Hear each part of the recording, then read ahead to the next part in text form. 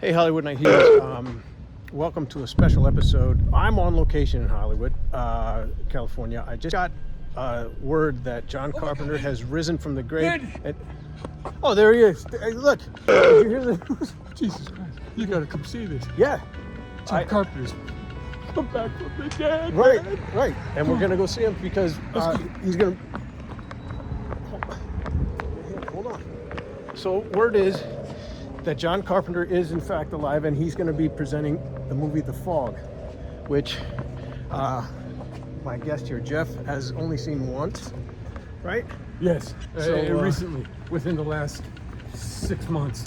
We're going to see JC, and hopefully he's not zombified, and we'll give you our report as soon as we come out of the theater. I sure hope his big old hanging throat is sucked in on itself like our president's. It Same. resembles a moose. All right, let's go. Let's go.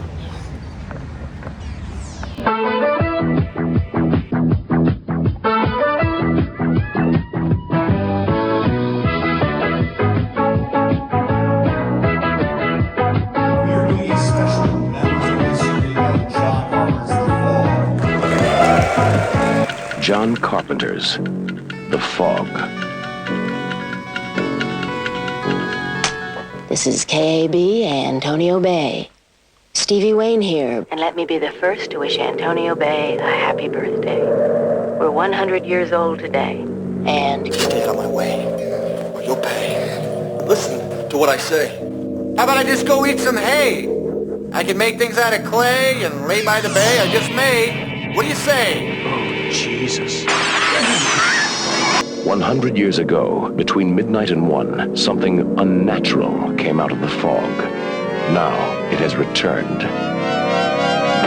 Who's there? The fog. Antonio Bay has a curse on it. Dan, stay away from the door! Someone listen to me! John Carpenter's The Fog, starring Adrienne Barbeau, Jamie Lee Curtis, John Houseman, Janet Leigh as Kathy Williams, and Hal Holbrook as Father Malone. The Fog. What you can't see won't hurt you. It will kill you. Between midnight and 1, it will fog you.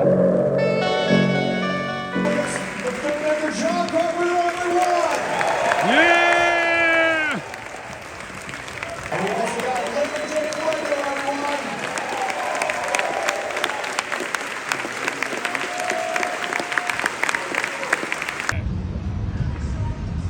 Now, Dean Cundy. Paying our respects to the man himself. There he It's is. funny, if you look closely around the edges, you could see where John Carpenter clawed his way out of his grave, which is directly under this star. Yeah. That's where he's buried. All right. So we just saw John Carpenter. He's talking about The Fog. It was a screening of The Fog, which was... He was actually talking a lot about The Thing. This was the first time you worked with Rob Bottin, correct, on The Fog. How did he become involved doing the Blake stuff? He came to me with an idea that I thought, this is the way to make this movie. He said, the thing can look like anything. I think he forgot what movie was there. It was funny because in the Q&A they would ask him what he thought about, or what he was talking about. How'd you find the location For the lighthouse for the and all Fog, that, for the yeah. lighthouse? He's like, well, we were on the glacier in It Juneau. was Juneau. And Now, for the location of The Fog, was it just something you sent out location scouts, or did you have an idea where you wanted to go to kind of shoot it? Our production designer, John Lloyd, found the locations, found the Juneau ice fields. It's above Juneau, near the Mendenhall Glacier, in Stewart, British Columbia. That's where the trouble started. And you got all these guys, no girls, and in this town, in this lawless town. They used to have a police station there, and they ran off the police. And they really hadn't seen any black people there. And so you had T.K. Carter, the big mouth, and anyway, there was a little trouble at night, but nothing big. something we couldn't cover up. Well, they had a tough time. Remember when the actors were coming in on that bus and it almost ran over the cliff, and Kurt had him out there pushing, and he was giving him orders. Greedy. Yeah.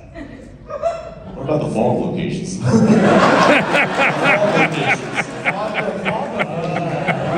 He was joined by Franco. What's the guy's name? James Franco. What is his name? James Franco was his assistant director, and they worked on a bunch of films, including Escape from New York. Now, for both of you, is there a particular film that you both loved working on together? Like, is there a favorite among them? Escape from New York. 6 weeks and nights in St. Louis, Missouri, in the heat of the summer. It's fantastic. We were young and energetic, and we had a great crew. We had a great cast. Everybody was on board. You just love the strip club, didn't you? Okay, actually, if you ever see Escape from New York again, at the very end of the credits, it says thanks to PTs in Centerville, Ohio. It was a big giant warehouse that had a lot of young pretty girls in it. Young drunken boys. And it featured the Daily Double. I wish I could have something to look forward to. And the crew went nuts for that. Oh, they went crazy.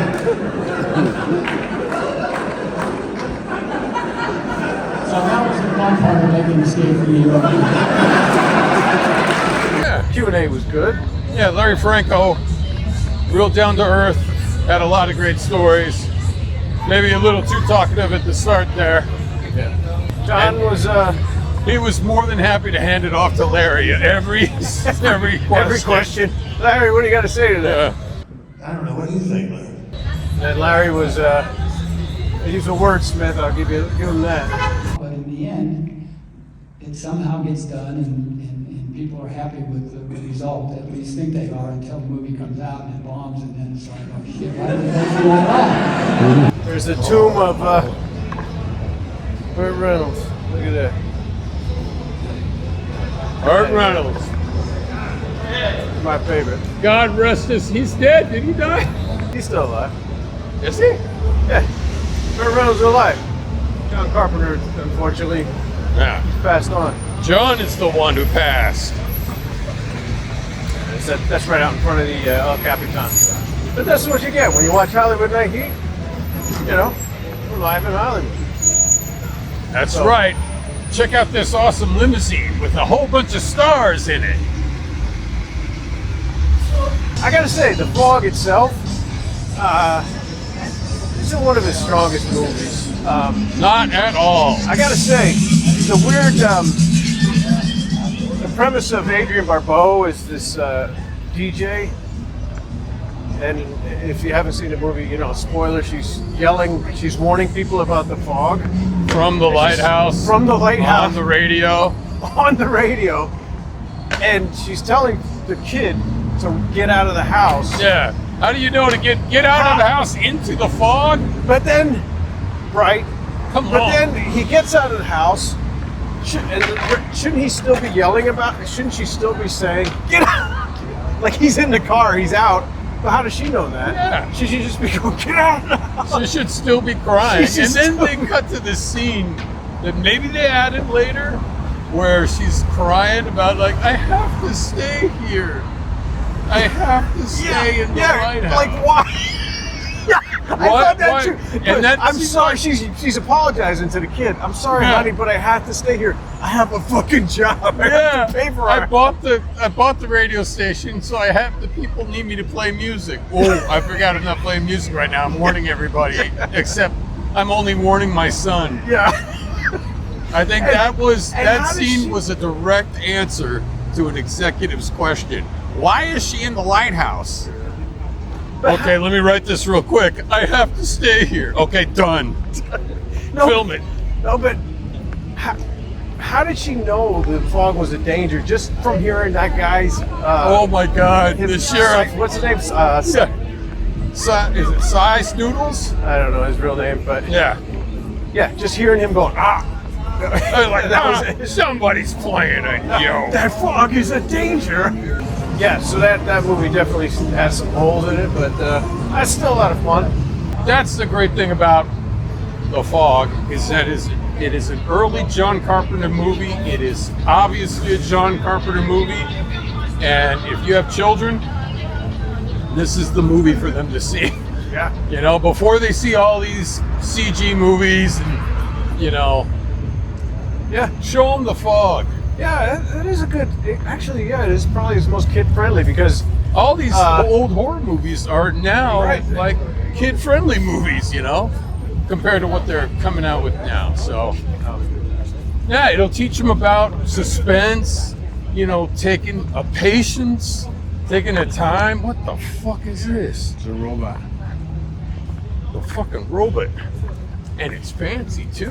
Hey, did I ever tell you? Listen, I was not far from here, over by Trejo's Donuts. This is a Hollywood insider story. Yeah. One of them robot things was rolling on the street. Did I tell you this story? No. And there's Oh, yeah. homeless guy in a tent. You told the story. There's a tent with a homeless guy, and his buddy is outside the tent. Yeah. And one of those things, he couldn't get around it. Those things that they deliver food. And It's on the sidewalk, running into the tent. And the guy's going, hey, hey. He's inside the tent yelling. He goes, it ain't me, man, it's a robot. he thought his buddy was trying to knock his tent over. All right. It ain't me, man. Hey, me, it's a robot. What? It's a robot! There were so many great shots that just jumped out at me. So when Hal Holbrook... Hal Holbrook, man. That guy's always older than me. How old do you think he was when he made this? Yeah. He was probably 33. Yeah. But when the journal falls out on the wall, whenever the rock falls, there's a shot with him, and Janet Leigh was in the shot, and then the Loomis girl was sitting at the table. Do you remember that shot? It was I the remember. three of them. He was in the dark. He was in the dark, but she's right shoulder to shoulder with him. Yeah. And he was in, and she was bright. Like, what the fuck? Dude. And I didn't realize it was a comedy. Yeah. Everybody was laughing at that, and I was like, yeah, it is pretty funny. But then, well, the big thing was, at the end, when he's holding that glowing cross, and those spaces were still in dark shadow. Like, how did he do that? Like, do you know what I mean? Yeah, I was thinking about the lighting big time, because I started watching Columbo, you know, the classic TV show Columbo. I've heard of it.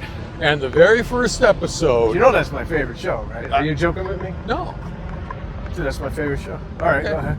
Yeah, I know you like Columbo. Oh, all right, but, all right. So I was watching it, and I was thinking, oh, man, there's so many scenes where you see the camera's shadow, like right there on the dude's face. Yeah. Or on Columbo, they walk up to each other, and they're like, you're cutting off the light. What's going on? The lighting is so bad. But it was very well directed. And you know why it was well directed? Tell me. Because the director was Steven Spielberg. What, the very first first episode, Columbo, yeah. He did the first Columbo. I was Yeah. like, God damn. I mean, I knew the guy directed TV shows. But that was such a treat to see his name at the end of that. And just knowing how far he's come from that. Yeah. And then knowing how difficult it is to light a scene and stage a scene, block a scene, having actors move within the scene. Like, I noticed that immediately about Hal Holbrook being in the dark when he's holding that gold fucking cross. Yeah. They were talking about how they had to go back in and do reshoots that Larry Franklin wasn't a part of. Well, what was he talking about? Dude, well, obviously that epilogue that Adrienne Barbeau said on the microphone, like her hair was completely different. You know, and she was just talking. I assume that was a reshoot because she wrapped up the whole thing like they needed some sort of narration or something. And she was wrapping it up, and like I like when she reacts to the pirates disappearing, right? The ghosts disappearing on the top of the lighthouse, because it seems like she's glad that they're gone and she's safe, but she doesn't know if her little boy Andy is safe. Yeah. And I think you should finally let everybody know that you were the little boy in that movie, all grown up now. Use your real name. I wonder. Cool. Wait, what year was that made? 79. It took place in 80. 100 years from 1880. So I was 25 at that time. So that wasn't me. Yeah. Yeah. And What I kind of thought- kids hang out at midnight with that creepy old John House? Fucking awesome, because And they just- were spending the night. It was like part of their camp or summer camp, whatever it was. And I thought that was pretty cool that they got John Houseman to not only be the old sailor who's telling the spooky ghost story, but also Mrs. What's her name, the babysitter of Andy. Who's that? Who was that? The old lady Yeah. who was babysitting Andy, Yeah. Mrs. Cribbits or whatever. Yeah. It was John Houseman in a wig. Get out of here. Man, he must have been hurting for money back they then. said, did you see they said Rob Bottin was a character? Yeah. Well, who was he? He worked on Blake, the captain, the pirate, the main dude, but I don't know if he actually played him as well. Like maybe it was him in the makeup. I don't know. No, he was credited as like a character, like a guy. Yeah. It was Rob Bottin, yeah. But then when John Carpenter was asked about Rob Bottin, he immediately went right to the thing, and the guy was asking him about. He asked. This was the first time you worked with Rob Bottin. This is the first time on the Fog. Yeah, that was all Rob's idea to make the thing anything that he's ever been in the universe. Rah, rah, rah, rah. Yeah, I think that's my motorcycle. That's what I have. How about that? That is actually your bike. Go get him. Yeah, and John Carpenter had an acting role as. Oh my God, Yeah. dude, his timing in that was so bad. I'm all through, Father. Oh, thank you, Bennett. I won't need you until 4 tomorrow, Bennett. Yes, sir. Would you like something to keep you warm on the way home? No, thank you. Father, can I get paid? And he was like a kid. That dude was a fucking little kid directing John Houseman, fucking Hal Holbrook, Nancy Loomis. Just kidding. I love her. She's so great. Well, I know. She's great. Yes, ma'am. Sandy, you're the only person I know who can make yes, ma'am sound like screw you. Yes, ma'am. You got a big hit like Halloween, and the stars come running. Man, I think. And then Jamie Lee Curtis's mom, got for that too. Yeah. And everybody. And there's she's probably younger than us in that. She's probably like 52 or something. Oh my God. How old was she in that? Hey, I'll figure that out. I want to ask, what were we talking about? The weather guy that gets axed. What were you just talking? Was he in Truck Turner or something? What was I? Yeah. Yeah. You said that he was in Truck Turner.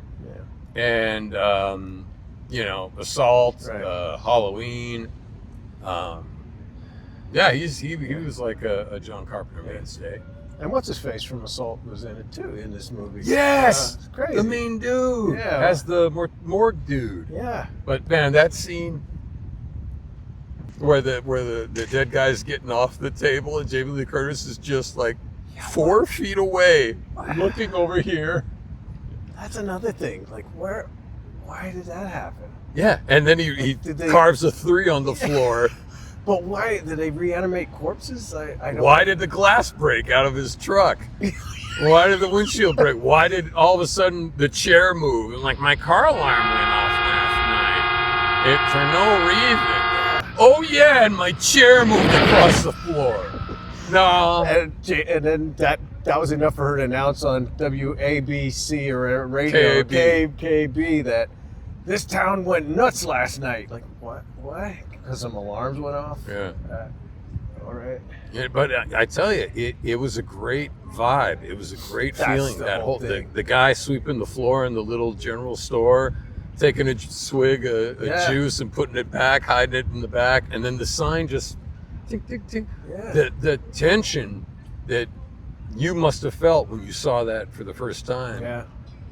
At the and Rotary Club. And the music. The music is amazing, and at Very one point, Exorcist influenced. I'll do you better. I think it was Claudio Simonetti Goblin, right? Listen to it and think, because I was thinking when it hit me, it was right when the kid found the driftwood, and then that music, it starts out with the high piano, and then it goes into that, and I'm like, oh my God, that's Goblin, and it really has. Then I started thinking, oh, this is really a giallo fucking movie. This is, if you watch enough, like, it's that same, like, these demons come and then it's just creepy. They're going through town and they just disappear at the end. So matter of fact, the whole thing was just like Hal Holbrook. I need to show you something when it comes out of the dark. Oh God! Father Malone?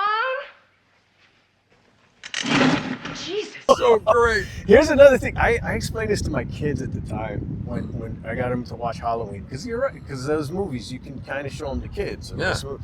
And I told them how when the guy from The Weatherman, I forget his actor's name, when he comes up behind Loomis or whatever, grabs his shoulder, it's that scare, but it scared the shit out of me when I was a kid, but no sound effects, no music, no nothing. And I explained to it, that's, if you can get an effective scare without the gimmicky jump scare music, which John Carpenter also perfected. Yeah, especially in Escape from New York, and he did it here. He did it with Hal Holbrook. I wasn't scared, but I mean, it was that sound of him getting off of the pew or the bench or whatever. Raises up out of it. Yeah. So great, man. What was he doing back on? Yeah, exactly. He was just waiting. Wow. He's just sitting there knowing that he's next. He's got to die. It's like, so that was his whole. He just had this dark cloud over the whole movie. God damn, that brick falling. Yeah. The stone falling on his desk. So great. Dropping the radio and it coming on. Hal Holbrook didn't do any scenes with Adrienne Barbeau, right? Marty, and that's his wife, and Creepshow. Marty. Tell her what when that thing's eating her face. Jesus Christ, I can't think of her name now. Marty. No. It's like a name like that. Yeah. Just tell him. Oh God, you're killing Marty, me. Isn't it? Come on. It's not Marty. God damn it. I can't believe I fucking... That's your book. Great What's your phone? Huh? What's your phone case? I know, exactly. Creepshow. Big Creepshow guy. It's Marty. Oh, man. It's not Marty. It's not Marty. Anyway, Hal Holbrook and Adrienne Barbeau got together again in a Creepshow. But they didn't do any scenes in They did not. Together. No. Because John wouldn't let him, because he knew that that was John John's Carpenter would wifey. say... Was he married with her at the time? I don't know.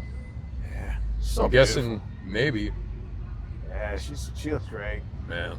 She looks great in this. I love the scene where they're just playing all the promos, and she's walking all the way down the stairs, walking all the way up the stairs, getting into the lighthouse, setting up, and the promos keep playing, sets the board down. I love them long frickin' scenes, man. Did you notice the interior too and the exterior? Like, I'm like, you can't fit a studio in that. That thing's all tiny. And even the light would be like so large, and she's just in there. Yeah. Like then the room just expanded as soon as she gets in there. Who cares? But no, I didn't. Yeah. The only time we really notice is when she's on the roof and the down shot of the two guys are there and like, it's a pretty tiny roof. Anyway. But hey, it's a classic John Carpenter movie, not one of his best. I wish I had seen it back when it came out or when it was on, on TV or whatever. But it's one he cared about, like making movies, and you could tell, like you could tell he was lighting, the setups and everything, and the staging of all the kids at in the beginning at the campfire. The kids, it reminded me of like Spielberg, and and the movie also reminded me of like it. I bet you Spielberg was watching that shit. And then he was over Toby Hooper's shoulder, and Poltergeist going, no, make it more like The Fog. make it look more, later, watch this. And then I'll just do it myself. Yeah. But I'm Toby. But yeah, that had the long shots, and the kids were they were just staring, but they looked enraptured. Yeah. Like they were and the main kid, Andy, was a great actor. Yeah. Just staring. Good job, buddy. I did it. Good job. I did it when I was young. You got a nose job, though. He did another neat shot, like Dolly, where it was it? Oh, it was when they couldn't get she couldn't get the car in gear or something. Oh, yeah. Truck and Yeah. trying to pull away. Aren't you glad that doesn't happen in movies anymore? Yeah. So sick of that, Yeah, dude. The 70s and 80s is Every always, oh, we got to get away. Well, we can't because the tire is slipping in mud. Yeah, I've seen it a billion times. But no, and then when it did start to pull away, Yeah. It had the beginning. The two were on the side of the camera. The two and pirates? It kind of pushed, pirates, and it pushed past them as it zoomed off into the fog. The truck. Yeah, it seemed like it had the beginnings of an excellent shot. but Right. then It was like cut. Yeah, exactly. Yeah. That's the one I'm talking about. Because Yeah. it looked like, oh, just keep going, like, or start out deep further Yeah. back and push it. But I saw, like, that's the first time. Yeah. Yeah. I hadn't seen him do a shot like that. But. Yeah. And something else, like what's the main kill you remember from Halloween? The guy on the wall, impaled him on the wall. Exactly. And this reminded me of John's crap fest, Village of the Damned, where he had $20 to make the movie. Yeah. And he spent it on Mark Hamill. Yeah. And his neck acting. Finger paints. We need finger paints. Hey, thanks, Joe. We need finger paints. Okay, I'll get them. We need finger paints.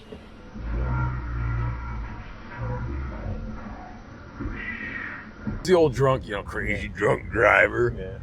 Yeah, he jumps off of a roof in Village of the Damned with a mop or a broom. Oh yeah, and he talked holds, about yeah, this. yeah, and he has it just under his arm when he's dead on. It's just really cheap, and this kind of reminded me of that. And the only cool kill in this was the eyes getting jabbed out, like all off camera. yeah, Right. exactly. Yeah. But it was memorable because it wasn't just one stab; Yeah. it was two, and it was like, okay, but it needed something like that, like the sheriff from, Halloween getting killed at the doorway. Mhm. The only cool thing about that was his scream that he let out. It was kind of like uncharacteristic of that guy. It was like, ah! It was really. But there was nothing there. That's why it's a total kids movie. Yeah. You want to scare your kids on Halloween and they're 8 to 10 years old? Perfect for them. Perfect. And they were very polite. Yeah, they would evil knock. spirits. They would knock. Yeah. They would knock on every door. And if you didn't answer, it'd be like, all right. Yeah, they're gonna go away. Yeah, they just knock. Nah.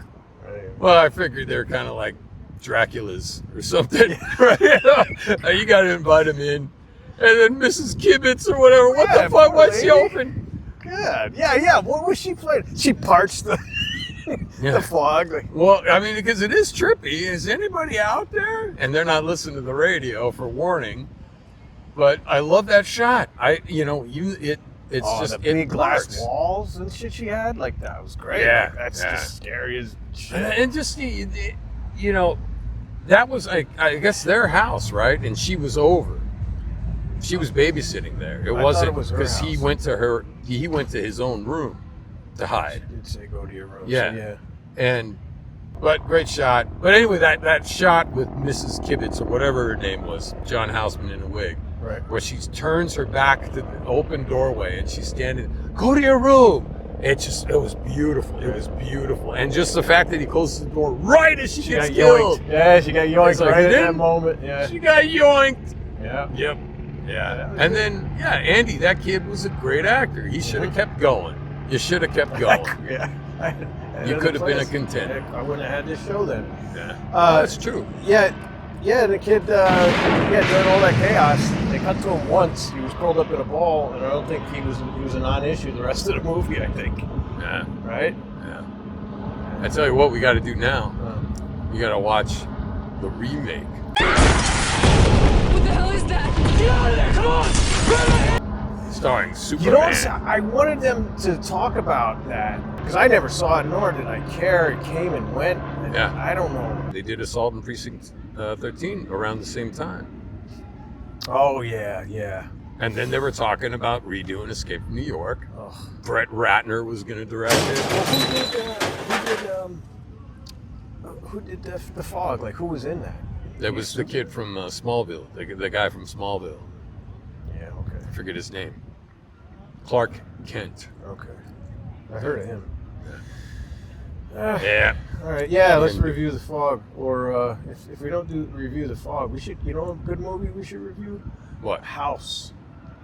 Starring William Catt and Richard Mall. Yeah.